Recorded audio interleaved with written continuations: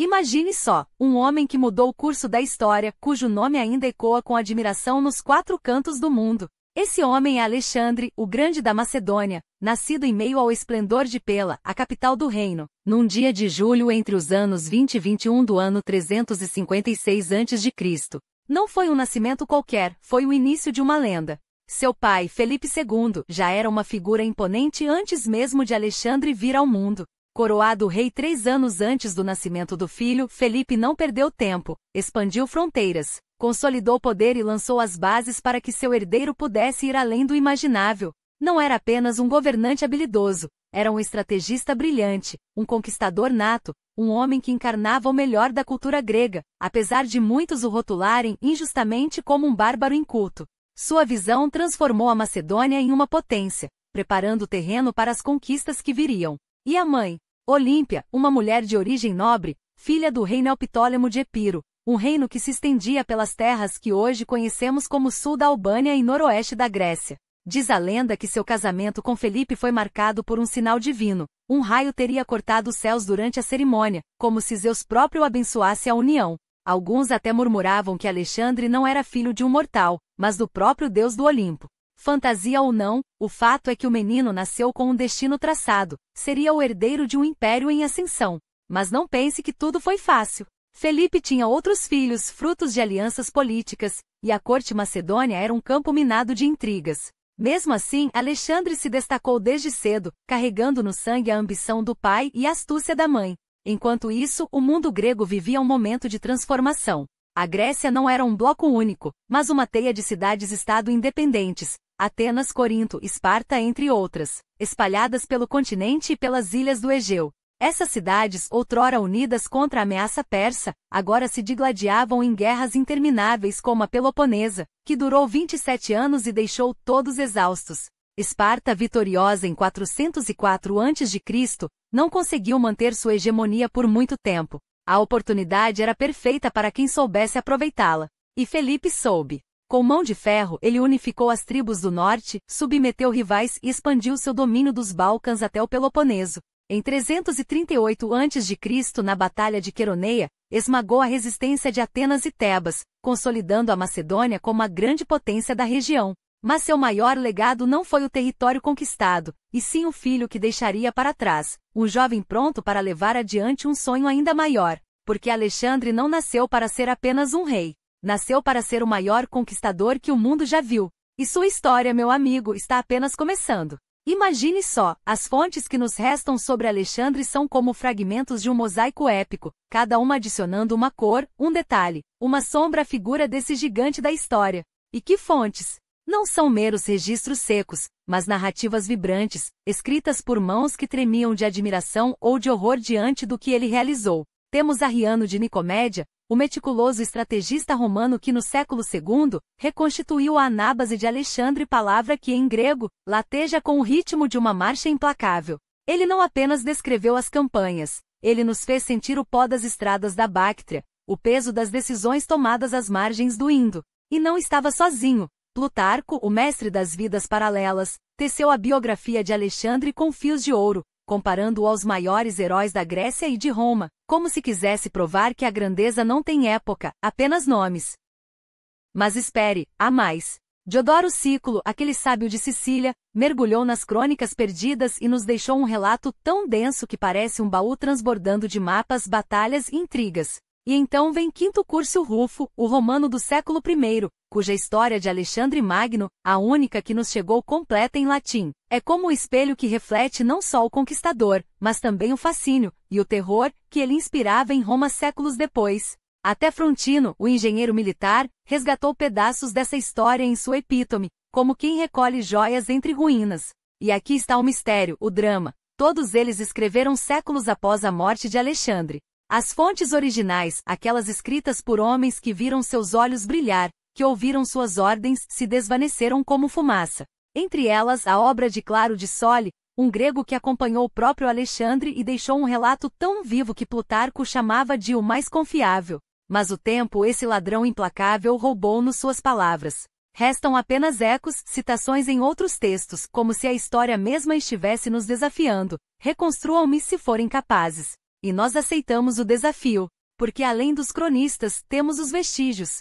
As moedas cunhadas com seu rosto, os relevos em pedra que capturam seu perfil altivo, os mapas de Estrabão que traçam suas rotas como cicatrizes na terra. Até os objetos do cotidiano, uma taça, um elmo, um fragmento de papiro com anotações de Aristóteles, sussurram segredos.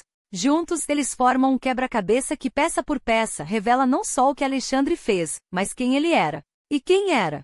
Aqui a lenda e a história se entrelaçam. Um homem de estatura média, alguns dizem que até baixa, a julgar pelo banco que precisava para alcançar os pés ao trono persa, mas cuja presença enchia salões. Cabelos castanho-dourados, quase ruivos ao sol, como fogo sobre bronze, segundo os que o viram de perto. Olhos penetrantes, capazes de hipnotizar um exército ou de fazer um inimigo tremer. Um rosto esculpido para a glória, nariz reto, queixo firme, uma expressão que oscilava entre a curiosidade do estudante e a frialdade do comandante. Mas não se engane, por trás dessa imagem de herói homérico, e sim, Aristóteles lhe deu uma cópia da Ilíada anotada à mão. Como quem entrega a um discípulo as chaves da imortalidade, havia um homem educado para governar o mundo. Desde os 10 anos em Pela, onde Aristóteles, o maior gênio de sua época, foi contratado por Felipe II para moldar não apenas um príncipe, mas um imperador. Imagine, o mesmo homem que classificou as plantas e dissecou os silogismos agora ensinava a um menino a arte da guerra através de Homero,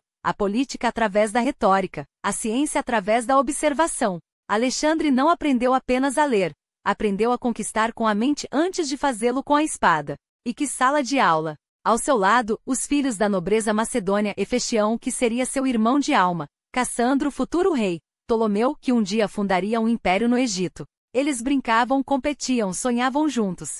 Ali nasceram as lealdades que sustentariam e às vezes trairiam seu reinado. Porque Alexandre não era só um aluno brilhante, era um líder nato, capaz de inspirar amor e temor na mesma medida. Mas atenção, essa educação refinada não o tornou um homem suave. Pelo contrário, ele carrega a Ilíada consigo nas campanhas, mas também ordena massacres.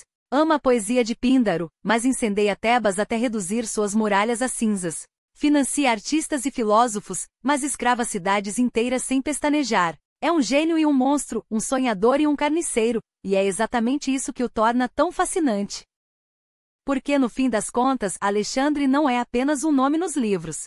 É um espelho. Nele vemos refletidos nossos próprios desejos de grandeza, nossos medos da mortalidade, nossa sede de deixar uma marca. E é por isso que mais de 2 milênios depois ainda nos inclinamos sobre esses textos, ainda discutimos cada detalhe de sua vida, ainda nos perguntamos, como um homem tão jovem mudou o mundo para sempre? A resposta, meu caro, está naquilo que ele aprendeu, e naquilo que escolheu ignorar. E é isso que vamos explorar agora. Mas a grandeza não se constrói apenas com vitórias no campo de batalha ou alianças políticas. Ela se forja também nos detalhes íntimos, nas escolhas que revelam o homem por trás do mito. E é aqui que Alexandre nos surpreende mais uma vez, não apenas como conquistador, mas como ser humano, com suas paixões, seus demônios e suas contradições. Imagine-o por um instante não como general invencível, mas como jovem de apenas 12 anos, diante de um cavalo indomável. Bucéfalo, o cabeça de boi, não era apenas um animal.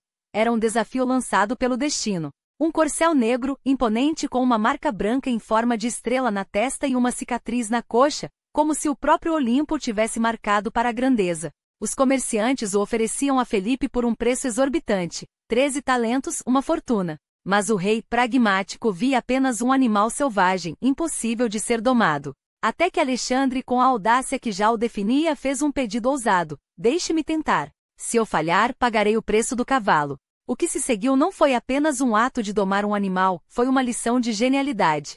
Enquanto os outros viam um cavalo teimoso, Alexandre observou o que ninguém havia notado. Bucéfalo se assustava com sua própria sombra. Com um gesto simples, virar o animal de frente para o sol, ele eliminou o medo e montou o corcel como se sempre tivesse sido seu. Felipe, atônito, teria dito: ó filho, busca um reino à altura de ti, porque a Macedônia é pequena para tuas ambições. E assim nasceu não apenas uma lenda, mas uma parceria que duraria 2 décadas, até a última batalha de Alexandre, quando Bucéfalo, já velho, sucumbiria aos ferimentos. Dizem que o conquistador chorou como nunca, erguendo uma cidade em sua homenagem, Bucefala, para que o mundo jamais esquecesse aquele que fora seu companheiro de glórias.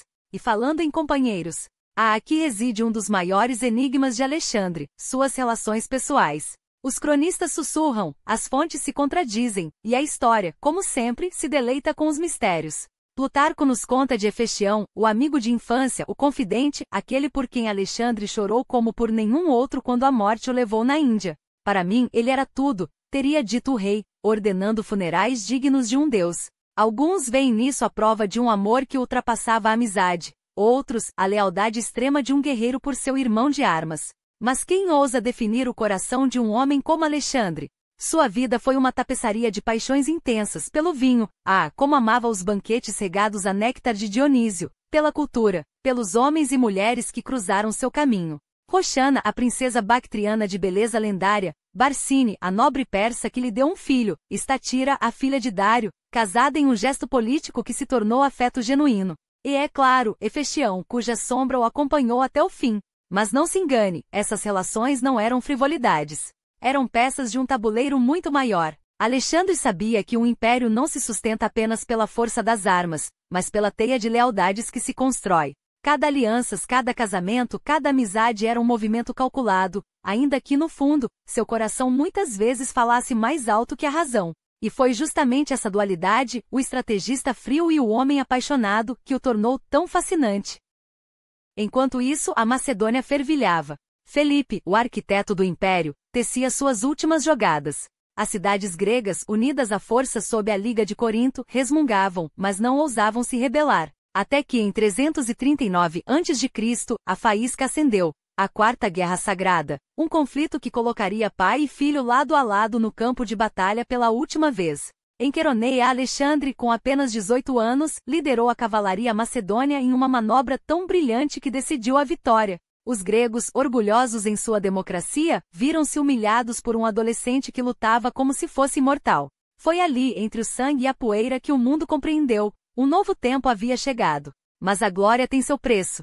Felipe, cada vez mais poderoso, começou a planejar um futuro sem Alexandre. Rumores circularam pela corte. O rei considerava deserdar o filho, favorecendo o meio-irmão mais maleável. E então, em 336 a.C., o impensável, Felipe foi assassinado por Pausânias, um de seus próprios guardas, em um crime que até hoje alimenta teorias. Alguns dizem que foi vingança pessoal, outros que Alexandre esteve por trás do plano. A verdade? Provavelmente nunca saberemos. Mas uma coisa é certa, quando a notícia se espalhou, Alexandre agiu com uma velocidade que só os grandes predadores possuem. Em questão de horas, eliminou rivais, consolidou alianças e se coroou rei aos 20 anos, com um império instável nas mãos e um mundo esperando para ver se ele afundaria ou voaria. Ele escolheu voar. E o céu, meu caro, não tinha limites para suas asas. Não foi em 21 de outubro, meu amigo. Foi outubro de 336 a.C., um mês que mudou o curso da história. E Panus, esse fantoche ambicioso, não teve tempo nem para se arrepender. Caçado como um animal esfaqueado sem piedade. A justiça, quando vem, às vezes não pergunta antes de agir, mas não nos contentamos com a superfície. Queremos desvendar cada fio dessa trama. Quais eram seus motivos? Com quem mais ele conspirou? Será que havia outros nomes por trás da sombra que o abateu? Infelizmente as fontes são escassas. Apenas um contemporâneo ousou registrar esses eventos com a precisão que merecem, Aristóteles, o próprio mestre de Alexandre. E o que ele nos diz? Que Panus não agia sozinho. Que havia algo mais, algo que feriu profundamente a honra de Felipe. Seu tio por casamento, Atalo, um homem cujo nome já era sinônimo de traição, pode ter sido a faísca. E Aristóteles? Bem, digamos que suas simpatias não estavam exatamente com o jovem Alexandre. Mas isso é outro capítulo. Agora, a pergunta que não quer calar: Alexandre teve participação na morte do pai? As acusações existem, sussurradas nos cantos dos palácios e nas tabernas da Grécia. Mas a verdade? A verdade é uma criatura escorregadia. O que sabemos é que assim que o sangue de Felipe secou, Alexandre não hesitou. Meio-irmãos? Ameaças ao trono? Eliminados sem cerimônia. Sua mãe, Olímpia, uma mulher de paixões tão intensas quanto perigosas, não ficou de braços cruzados. Dizem que ela mesma ordenou a execução da filha de Felipe com outra esposa. Um aviso claro: o novo rei não toleraria rivais. E então, como um relâmpago, ele agiu. Os rivais macedônios? Esmagados. Os trácios que ousaram se rebelar ao saber da morte de Felipe. aniquilados antes que pudessem respirar aliviados. Alexandre não era um menino no trono, era um estrategista que já havia aprendido com o melhor. Felipe transformou a Macedônia de um reino secundário em uma potência temível, e seu filho herdou não só o cetro, mas a máquina de guerra que ele construiu. E que máquina era aquela? Os Pesetairoi, a cavalaria macedônia, eram uma força letal, treinada para mover-se como um só corpo. Os falangitas com suas sarissas, lanças de 5 a 7 metros que transformavam qualquer formação inimiga em um alvo perfurado.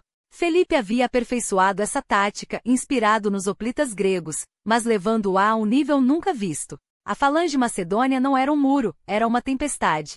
E Alexandre? Ele não só dominou essa arte, ele a redefiniu. Mas não pense que foi só força bruta. Alexandre entendia algo que poucos generais compreendem: a guerra é tanto psicológica quanto física. Quando as cidades gregas como Tebas e Atenas ousaram se rebelar ao ouvir da morte de Felipe, ele não hesitou. Tebas, a orgulhosa, a indomável, reduzida a cinzas. Um recado claro: a era da resistência havia terminado. Atenas sabiamente curvou-se. Em meses a Grécia estava de joelhos. Não por medo, mas por uma certeza aterradora: aquele jovem de 20 anos não era um rei. Era um destino. E então ele virou os olhos para o leste, para a Pérsia, para um império tão vasto que faziam piada de que até os deuses levavam dias para cruzá-lo. Dário III, o grande rei, sentava-se em seu trono dourado, convencido de que os gregos eram apenas mosquitos a serem esmagados. Ele não sabia, ninguém sabia, que Alexandre não vinha por conquista. Vinha por glória, por algo maior que reinos e ouro. Vinha para escrever seu nome nas estrelas. E o mundo, meu caro, nunca mais seria o mesmo. O chão tremeu quando os cascos de 50.000 homens ecoaram como trovões sobre a planície. Não eram soldados. Eram uma tempestade de aço e ambição, e à sua frente, com a armadura reluzindo sob o sol de maio, avançava um homem que não conhecia o significado da palavra impossível. O Granico não era apenas um rio. Era uma linha traçada na areia da história, um desafio lançado pelos sátrapas persas que acreditavam poder deter o destino com lanças e cavalos. Aetes, o governante local, reunirá suas forças às pressas, uma colcha de retalhos de mercenários gregos e nobres persas, todos convencidos de que o jovem rei macedônio não passava de um garoto com sorte. Mas sorte não vence batalhas. Vontade sim. E Alexandre tinha a vontade de um deus. Os persas ocupavam a margem oposta, confantes em sua posição elevada, nas encostas escarpadas que desciam até o rio. Deixem que venham, devem ter sussurrado entre si. As águas do Granico serão seu túmulo. Mas eles não contavam com uma coisa: Alexandre não pedia permissão aos rios. Ele os dominava. Com um gesto, o rei ordenou que a falange avançasse. Os Pesetairoi, aqueles gigantes de bronze com sarissas de 6 metros, marcharam como uma única entidade, uma parede de morte que não recuava, não hesitava. À esquerda, a cavalaria Tessália de Parmênio manobrava com precisão cirúrgica, enquanto à direita, os Etairoi, os companheiros. Aqueles homens que haviam crescido com Alexandre, que bebiam com ele, que sonhavam com ele, preparavam-se para o golpe decisivo. E então ele deu o sinal.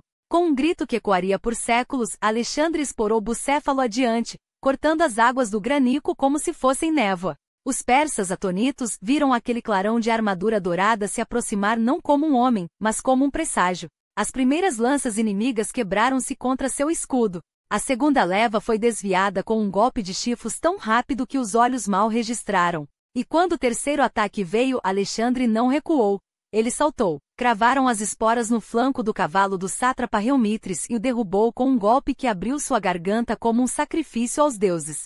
O caos se instalou.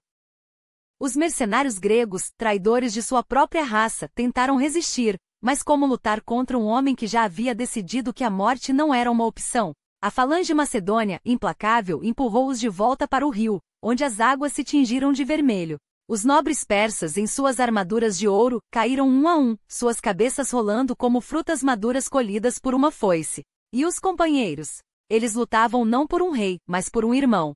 Por um sonho. Quando o sol se pôs, o Granico não era mais um rio. Era um cemitério persa. 20.000 corpos jaziam espalhados pela margem, enquanto as perdas macedonias mal chegavam a 100. Mas Alexandre não celebrou. Não havia tempo. Ele desmontou, ajoelhou-se à beira d'água e lavou o sangue das mãos enquanto olhava para o horizonte. Ao longe, além das montanhas, estava a Pérsia. Dário, o coração do império. E ele sorriu, porque agora o mundo sabia: este não era um homem que conquistava terras. Era um homem que conquistava destinos. E o próximo capítulo dessa história seria escrito em Issos, onde um rei persa descobriria, tarde demais, que não se desafia um deus e sai impune. Issos não foi uma batalha. Foi um julgamento. Dário, o grande rei, cercado por sua guarda imortal, viu o destino se aproximar como uma tempestade de lanças. Os persas lutaram, como lutaram, com a fúria de quem defende não apenas um trono, mas um legado de séculos. Mas contra a maré de aço macedônio, contra a velocidade de um homem que não conhecia hesitação, até a coragem mais nobre se quebra. E quando o rei persa virou as costas, quando sua carruagem desapareceu na poeira da retirada, não foi uma fuga, foi o som do império rachando ao meio. A rota que se seguiu não foi uma perseguição, foi uma caçada. Os macedônios, como lobos behind the scent of blood, não deram trégua. Cada légua percorrida era um golpe a mais no orgulho persa, cada cidade abandonada, um prego no caixão de Dário. E quando a notícia chegou, de que o grande rei havia deixado para trás não apenas seu campo, mas sua mãe, sua esposa, suas filhas, o mundo soube. Este não era um rei. Era um homem marcado pela sombra de um deus. E então veio Górdio. A lenda falava de um nó não de cordas, mas de destinos. Um enigma tecido por mãos mortais, mas selado pelo tempo, como se os próprios deuses tivessem desafiado. Desate-o se puder. Reis, sábios e guerreiros tentaram. Todos falharam. Até que Alexandre chegou. Não houve hesitação. Não houve dúvida. Com um único golpe, sua espada cortou um nó como cortaria o pescoço de um império. Assim se desata um problema, disse ele, enquanto os sacerdotes, atonitos, viam a profecia se cumprir não pela paciência, mas pela audácia. Porque o mundo não pertence aos que esperam, pertence aos que tomam. E Alexandre tomava. A Pérsia agora não era mais um horizonte. Era uma presa. Dário, em sua pressa de reconstruir um exército, de reunir os fragmentos de um império que escorria entre seus dedos, cometeu o erro final. Deu as costas a Alexandre uma segunda vez. Enquanto o macedônio marchava não para o norte não para a glória fácil, mas para o coração, para a jugular, o persa se perdia em manobras, em alianças frágeis, em terra arrasada. Como se um homem que havia cortado o nó de Górdio pudesse ser detido por muralhas. Tiro caiu. 7 meses de cerco, de sangue e sal, de engenhosidade contra a teimosia. Os tiroenses, orgulhosos de suas muralhas insulares, de seu porto inquebrantável, aprenderam tarde demais que Alexandre não respeitava as leis da terra, ele as reescrevia. Quando os macedônios ergueram uma calçada sobre as águas, quando as torres de assalto se ergueram como dedos de um titã, o mundo assistiu boquiaberto, à queda do impossível. E quando a cidade finalmente se rendeu, quando o fogo e a espada fizeram seu trabalho, Alexandre não poupou nem lágrimas nem justiça. Porque a misericórdia, às vezes, é um luxo que os deuses não concedem aos mortais que ousam ser como eles. E então o Egito. Não como conquistador, como libertador. Os egípcios, há séculos esmagados sob o jugo persa, receberam-no não com lanças, mas com flores. O oráculo de Siva o chamou de filho de Amon. Os sacerdotes se curvaram. E quando Alexandre fundou Alexandria, não como uma fortaleza, mas como um farol, ele não estava construindo uma cidade. Estava esculpindo seu nome na eternidade. Enquanto isso, Dário fugia. Para o leste, para as terras onde o sol nasce, onde os sátrapas ainda juravam lealdade com voz trêmula. Mas Alexandre não o perseguiu como um caçador, ele o perseguiu como um destino. Porque quando um homem já cortou o nó que amarrava os fados, quando já derrubou muralhas que desafiavam os céus, quando já foi chamado de filho de um deus, o que resta senão a última página da história? E essa página seria escrita em sangue persa. Em Galgamela, onde Dário, finalmente, seria forçado a olhar nos olhos do homem que o mundo já sabia ser invencível. O Egito não foi conquistado. Foi seduzido. Quando Alexandre pisou naquelas terras de ouro e areia em 332 a.C., não encontrou um reino subjugado, encontrou um império que esperava por ele. Os persas tinham governado com mão de ferro, mas o povo do Nilo nunca esquecera o peso de um faraó legítimo. E então chegou ele, o homem que os deuses pareciam ter esculpido para preencher o vazio do trono de Osíris. Não como um invasor, mas como um herdeiro. Ele não tomou Mênfis. Ele a reclamou. Vestiu-se como um faraó, ofereceu sacrifícios a Apis, o touro sagrado, e deixou que os sacerdotes sussurrassem seu nome nos templos como se sempre tivesse pertencido àqueles muros. Os egípcios, astutos como o rio que os alimentava, reconheceram o jogo e jogaram junto. Por que resistir a um homem que se ajoelhava diante de seus deuses? Que falava sua língua não com a boca, mas com símbolos? Que prometia não saque, mas renascimento? E assim, em poucos meses, o Vale do Nilo tornou-se seu. não por espada, mas por simbolismo. Alexandre fundou Alexandria não como uma colônia, mas como um monumento, uma cidade que carregaria seu nome através dos séculos, onde o conhecimento de todas as terras se encontraria. Ele não podia saber que um dia sua biblioteca seria o farol do mundo antigo, nem que seu farol guiaria navios até a eternidade. Mas sentia. Porque homens como ele não constroem cidades. Eles constroem legados. E enquanto o Egito florescia sob seu toque, Dário III ainda se debatia em suas câmaras distantes, tecendo alianças com fios de medo. O grande rei enviou cartas, suplicou-o até, oferecendo ouro, terras, até a mão de sua filha em casamento. Para a guerra imploravam seus mensageiros. O mundo é grande o suficiente para ambos. Alexandre leu as propostas, sorriu, e queimou-as.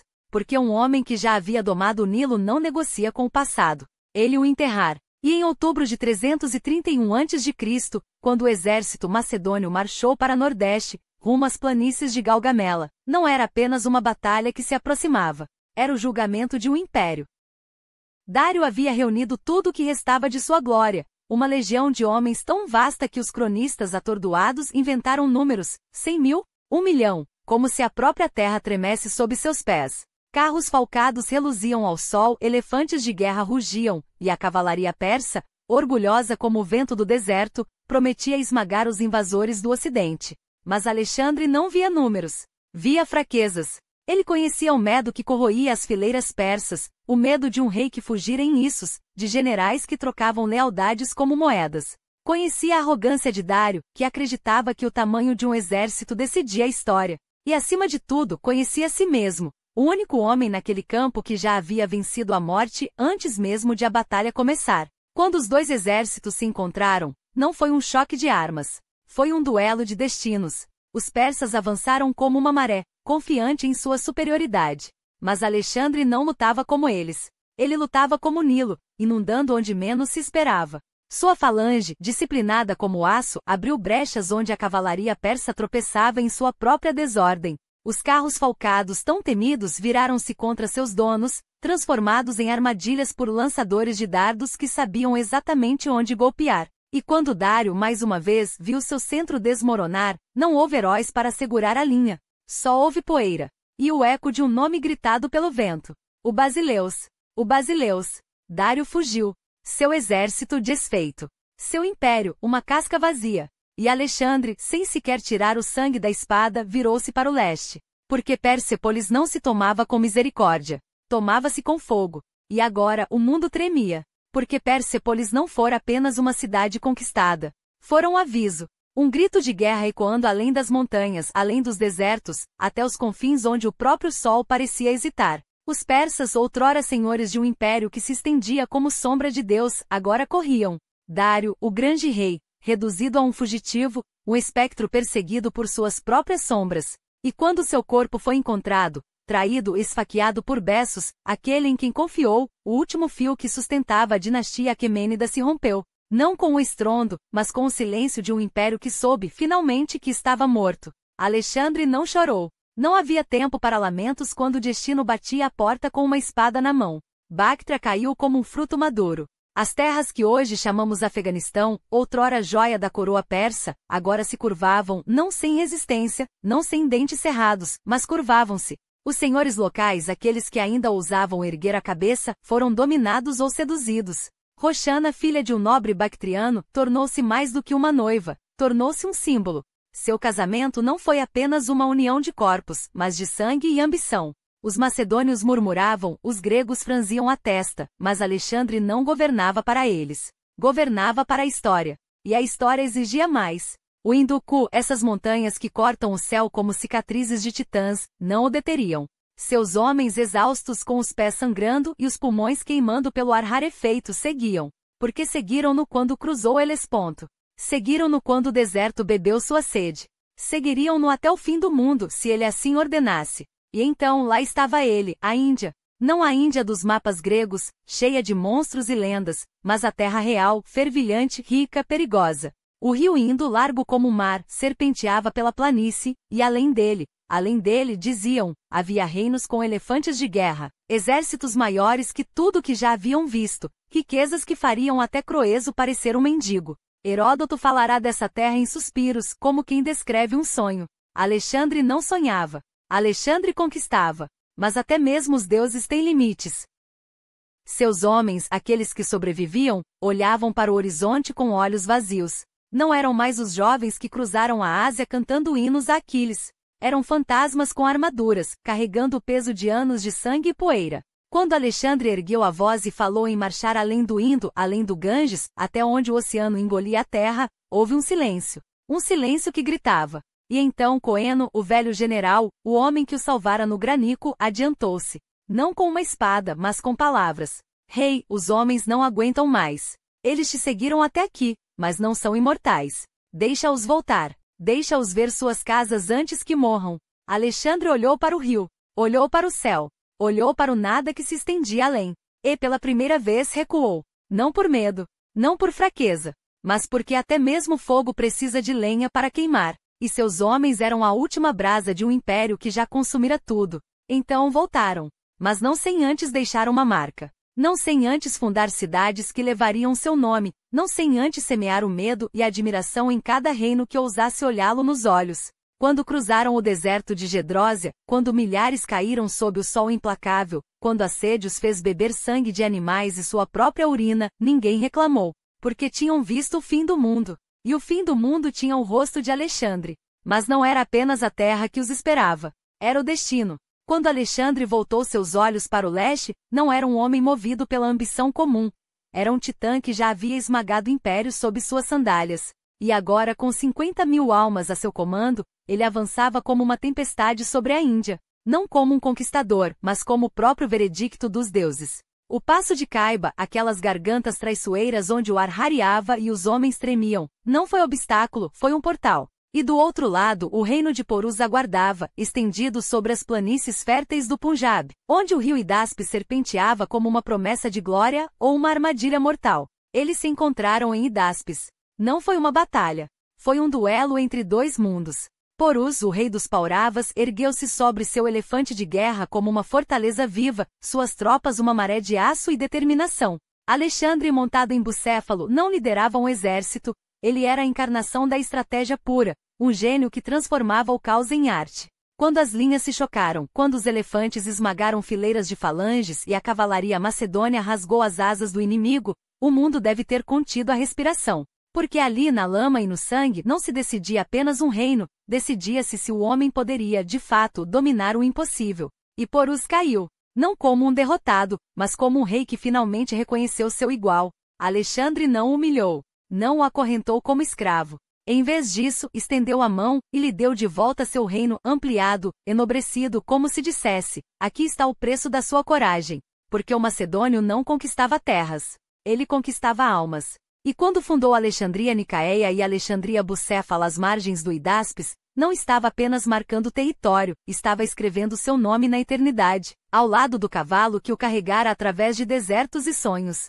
Mas o Ganges os esperava. E ali pela primeira vez, o invencível hesitou. Não eram os números que o detinham: 20.000 infantaria, 2.000 cavaleiros, uma terra que se estendia como um abismo verde e implacável. Não era o rio, largo demais para ser uma barreira, profundo demais para ser um caminho. Era o peso de 10 anos de guerra. Era o cansaço nos olhos dos homens que o seguiram desde a Macedônia, que cruzaram desertos onde a areia queimava como brasas e montanhas onde o ar gelava os pulmões. Era a voz de Coeno, seu general mais leal, sussurrando o que todos pensavam: até onde, meu rei? Até onde um homem pode ir antes de se tornar apenas uma sombra de si mesmo?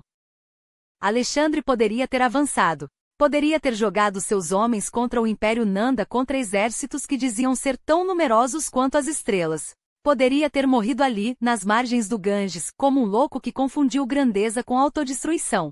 Mas não o fez. Porque um verdadeiro conquistador sabe quando recuar. Sabe que a glória não está em morrer por um império, mas em viver para governá-lo. E assim, com um gesto que foi tão estratégico quanto qualquer batalha, ele virou as costas para a Índia. Não em fuga, em triunfo. O caminho de volta seria tão épico quanto a ida. Atravessaram o deserto de Gedrósia novamente, onde a sede e o sol ceifaram milhares, mas onde cada passo era uma afirmação: nós voltamos. E o mundo nunca mais será o mesmo. Quando chegaram a Susa em 324 a.C., não era um exército que retornava.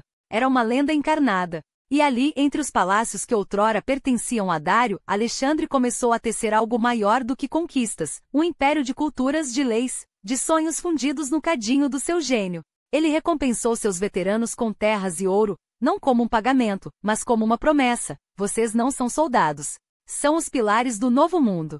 Ordenou expedições para mapear o Golfo Pérsico e o Mar Vermelho, porque até os oceanos deveriam conhecer seu nome. E quando a notícia chegou de que o túmulo de Ciro, o Grande, havia sido profanado, sua fúria foi tão terrível quanto sua clemência. Ele executou o culpado com as próprias mãos, porque alguns legados são sagrados, mesmo os de seus inimigos. Mas os deuses são ciumentos. E quando Éfastion, seu amigo, seu irmão de alma, adoeceu e morreu em Ecbátana, algo em Alexandre se quebrou. Não como um homem, mas como um titã ferido. Ele ordenou funerais que duraram dias, onde o luto foi tão profundo que as chamas pareciam chorar. Mandou erguer uma pira tão alta que seu fumo tocou os céus, como se quisesse dizer aos deuses: veja o que me tiraram. Veja o preço da grandeza. E então, como se o mundo não pudesse suportar mais sua presença, ele próprio adoeceu.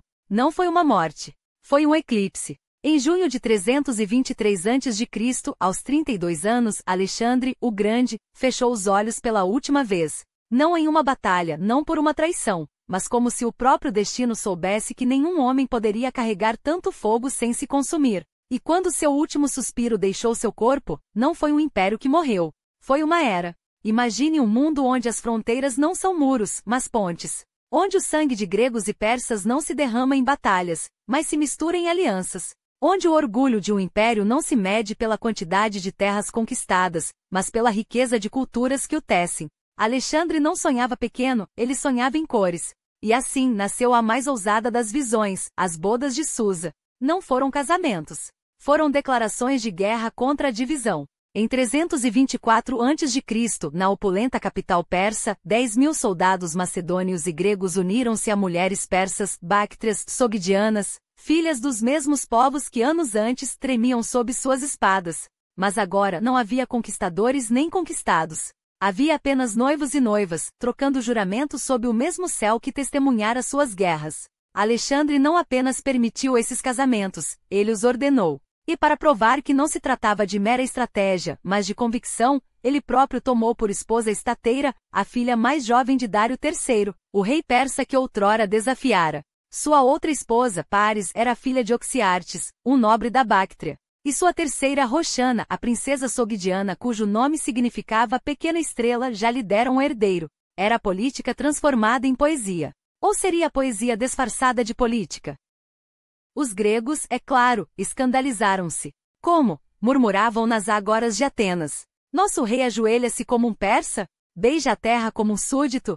Adota suas vestes, seus costumes, seus deuses? Sim, porque Alexandre não queria ser apenas um conquistador, queria ser um criador, um homem que fundisse o aço macedônio com o ouro persa, o rigor espartano com a sabedoria babilônica. Ele não impunha uma cultura, ele as casava. Eis o gênio e a loucura de seu reinado. Enquanto outros imperadores esmagavam a diferença, ele a celebrava. Enquanto outros governavam pelo medo, ele tentava governar pela identidade. Não somos gregos nem persas, parecia dizer. Somos algo novo.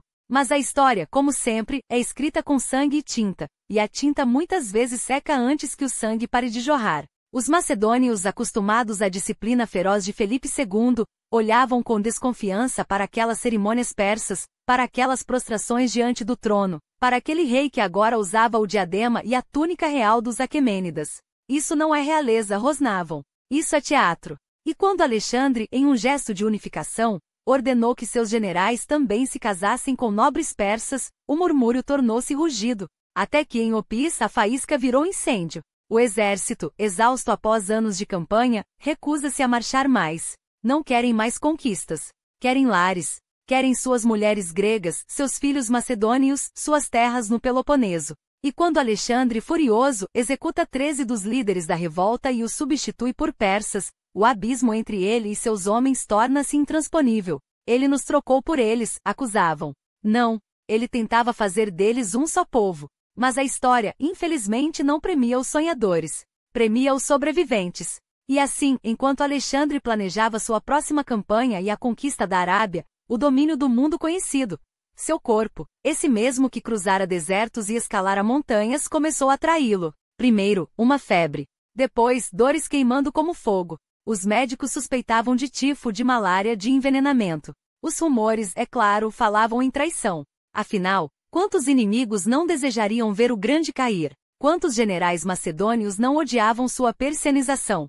Quantos persas não o viam ainda como um usurpador? Mas a verdade, como sempre, é mais prosaica e mais trágica. Alexandre, o homem que desafiou deuses e oceanos, foi derrotado por algo que nem mesmo ele poderia conquistar, o tempo. E quando, em junho de 323 a.C., seu coração parou de bater em Babilônia, não foi apenas um rei que morreu, foi a última chance de um mundo sem fronteiras. O sonho de Alexandre não morreu com ele. Pelo contrário, espalhou-se como sementes ao vento, germinando em terras que ele jamais imaginaria alcançar. Porque a morte de um homem, por mais grandioso que seja, não é o fim, é apenas o início de algo maior. Eis que do caos da sucessão, nasceu um mundo novo. Um mundo onde a espada de Alexandre já não cortava, mas onde sua sombra ainda se estendia, moldando impérios que nem mesmo ele ousara sonhar. Os generais que outrora marchavam a seu lado agora se voltavam uns contra os outros, não por ódio, mas por ambição, cada um deles convencido de que ele era o herdeiro legítimo daquilo que Alexandre deixará para trás. E assim o império que um homem unificara foi dividido como despojo entre lobos. Cassandro, o astuto, tomou a Macedônia, a terra que viu nascer o grande, e lá erguia um reino onde o sangue de Alexandre ainda corria, embora não por muito tempo. Porque o destino tem ironias cruéis. O filho de Alexandre, o herdeiro que Roxana carregava no ventre quando o pai caiu, nunca chegaria a reinar. O menino Alexandre IV foi apenas uma peça no tabuleiro, um nome escrito em documentos que logo se apagariam. A história não perdoa os fracos, e os generais não perdoavam rivais. Um por um, os últimos argeadas foram eliminados, até que nada restou da linhagem que um dia governara o mundo.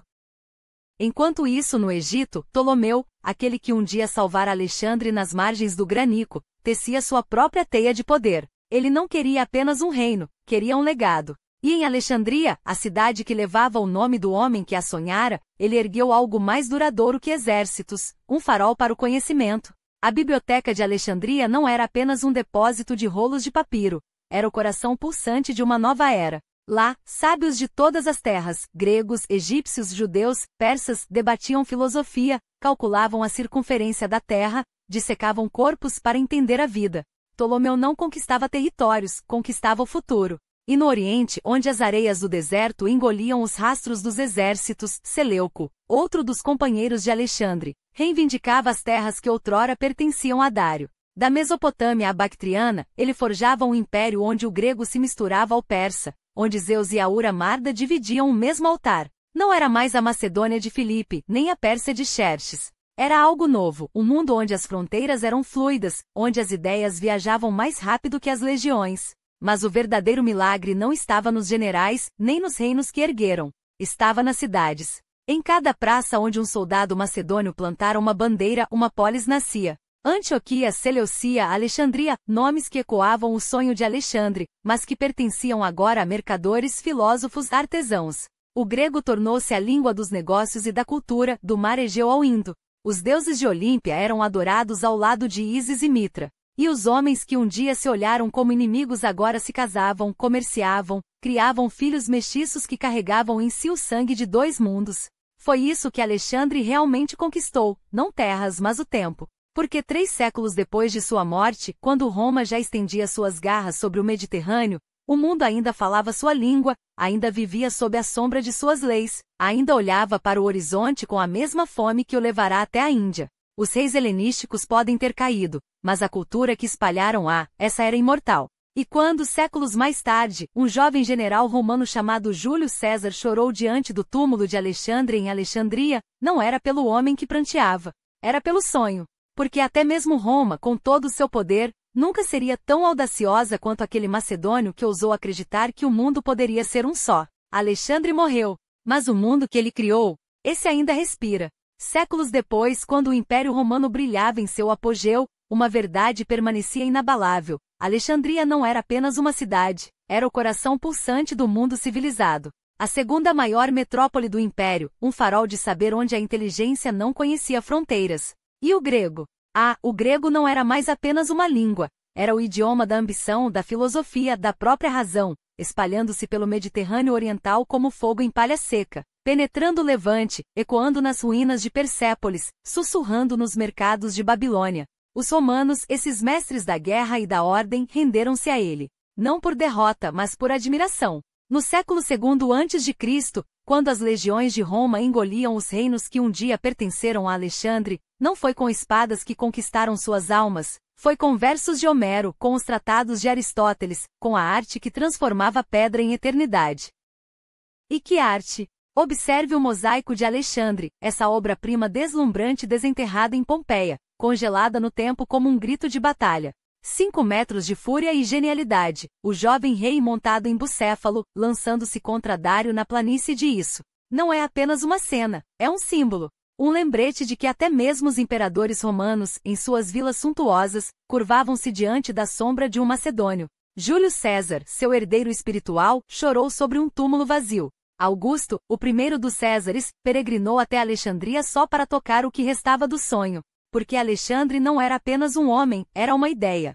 Uma ideia tão poderosa que até os califas muçulmanos, séculos depois, reescreveriam sua história, transformando-o em um profeta, um sábio, um peregrino que teria beijado as pedras sagradas de Meca. Na Índia, reis distantes adotaram seu nome como título Sikandar, eco do persa Iskandar, porque ser grande para eles era ser como ele. E então veio Napoleão. Sim, aquele Napoleão. Em 1798, quando marchou sobre o Egito com seus exércitos, não era apenas uma campanha militar, era uma peregrinação. Ele carregava consigo os mesmos mapas que Alexandre havia traçado, os mesmos sonhos de glória que transcenderiam o tempo. Porque Alexandre não morre, ele se reinventa. Em cada general que ousa cruzar desertos, em cada rei que sonha com um império sem fronteiras, em cada estudante que ainda hoje decifra os rolos de papiro de Alexandria, ele vive. Mas quem foi, afinal, esse homem? Um visionário que espalhou a cultura grega dos Balcãs às estepes da Ásia Central? Ou apenas mais um conquistador sedento por sangue? Um filho de Macedônia, essa terra rude, desprezada pelas cidades-estados civilizadas da Grécia, mas que forjou o aço mais afiado do mundo antigo? Filipe II, seu pai, já havia provado que os macedônios não eram bárbaros, eram arquitetos de impérios. E Alexandre? Ele não se contentou em herdar um reino. Ele reescreveu as regras do poder. Imagine o cenário, meados do século IV a.C. A Mesopotâmia e a Pérsia, berços de impérios milenares, assírios, babilônios, aquemênidas, agora tremiam sob as botas de um exército que não conhecia a palavra. Impossível. Em 5 anos, Alexandre não conquistou territórios. Ele conquistou o mundo conhecido. E quando suas tropas, exaustas, recusaram-se a avançar além do rio Ifazis, na Índia, não foi o fim, foi o início de um legado. Porque a cultura que ele semeou, essa não tinha limites. Cidades floresceram onde antes havia desertos. O grego tornou-se a língua franca do Oriente. E o sincretismo o sincretismo, transformou deuses e costumes em algo novo, algo universal. Claro, há quem diga que foi tudo efêmero, que seu império desmoronou logo após sua morte, dilacerado por generais ambiciosos. Mas esquecem um detalhe crucial: impérios caem, ideias não. Alexandre não queria apenas reinar. Ele queria que o mundo lembrasse seu nome não como um tirano, mas como grande. E olhe ao seu redor. De Pompeia a Samarcanda, de Alexandria a Delhi, seu nome ainda ressoa.